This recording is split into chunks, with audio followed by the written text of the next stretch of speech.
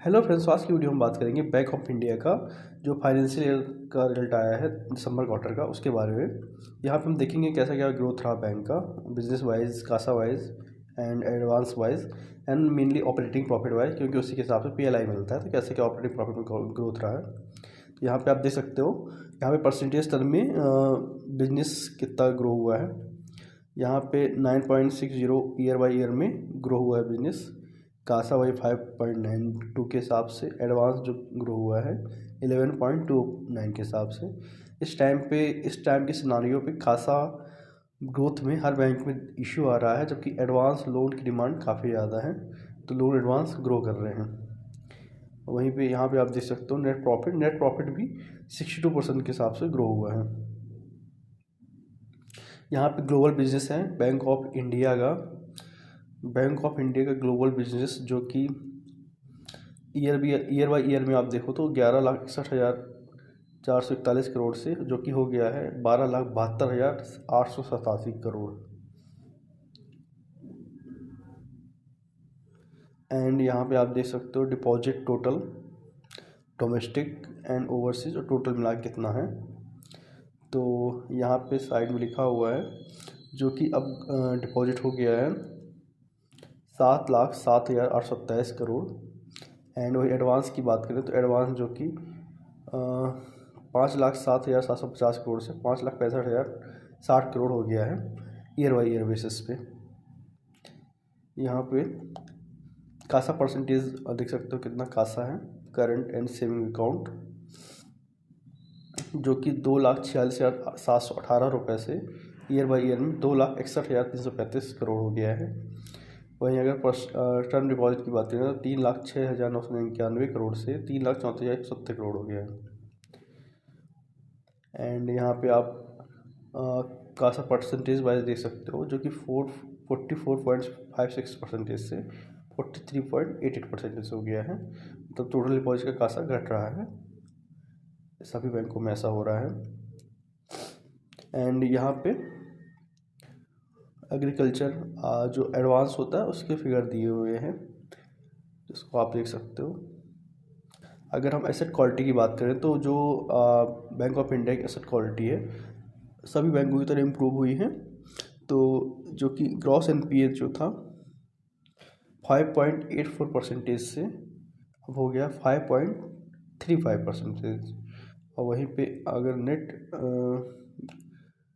यहाँ पे percentage wise में दिया हुआ है और यहाँ पे एक्चुअल वैल्यू दी गई है। अब बात करते हैं हम ऑपरेटिंग प्रॉफिट की। तो यहाँ पे आप देख सकते हो जो बैंक का दिसंबर 2022 का ऑपरेटिंग प्रॉफिट था वो था 3,652 करोड़, जो कि अभी जो दिसंबर क्वार्टर में आया है वो 3,000 करोड़ आया है, जो कि 18% ईयर बाई ईयर के हिसाब से निगेटिव में है। और अगर क्वार्टर बाई क्वार्टर में भी देखोगे तो निगेटिव ही रहा है ऑपरेटिंग प्रॉफिट। वहीं अगर हम 9% के जो टोटल 3 क्वार्टर हैं और 9 महीने का, अगर ईयर बाई ईयर में देखोगे तो पिछले 3 क्वार्टर का दिसंबर 2022 में था 9,209 करोड़ और दिसंबर 2023 में है 10,511 करोड़। अगर आप 9 मंथ का कंपेयर करोगे तो ईयर बाई ईयर बेस पे 14% की ग्रोथ हो रहा है। इस क्वार्टर में हल्का डिक्रीज हुआ है, बट आप ईयर बाई ईयर में आप देखोगे तो 14% की ग्रोथ है। तो मैक्स चांस ये है कि पीएलआई 10 से 15 दिन की ही मिल सकती है बैंक ऑफ इंडिया के एम्प्लॉय को। तो यहाँ पे कैलकुलेशन करके देखेंगे कितना कैसा पीएलआई मिल सकता है।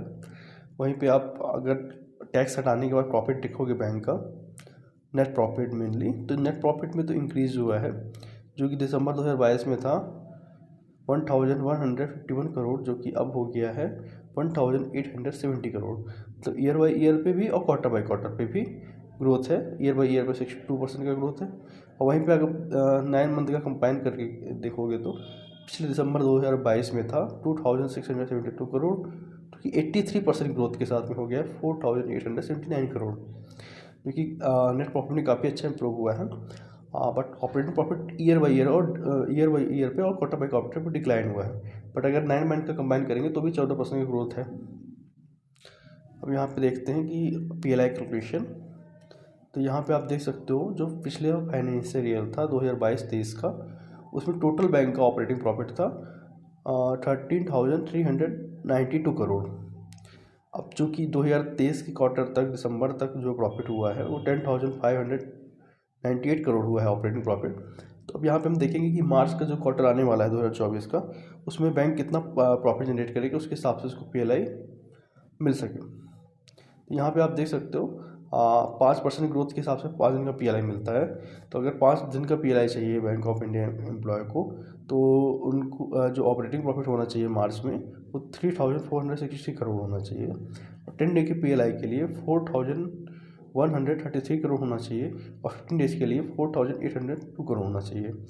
तो अब मैक्स चांस तो लग रहा है कि बैंक ऑफ इंडिया 4,133 करोड़ का प्रॉफिट जनरेट कर लेगा ओवरऑल में, क्योंकि लास्ट क्वार्टर रहता है। तो लास्ट क्वार्टर में ज़्यादा मतलब ग्रोथ हो जाता है, क्योंकि प्रेशर रहता है क्वार्टर एंड में, तो ज़्यादा से ज़्यादा बिजनेस आता है। यहाँ पे आप देख सकते हो मैक्स चांस ये है कि 10 डे का, अगर नहीं हो पाता तो 5 डे का तो एटलीस्ट मिलेगा ही पीएलआई। थैंक यू दोस्तों।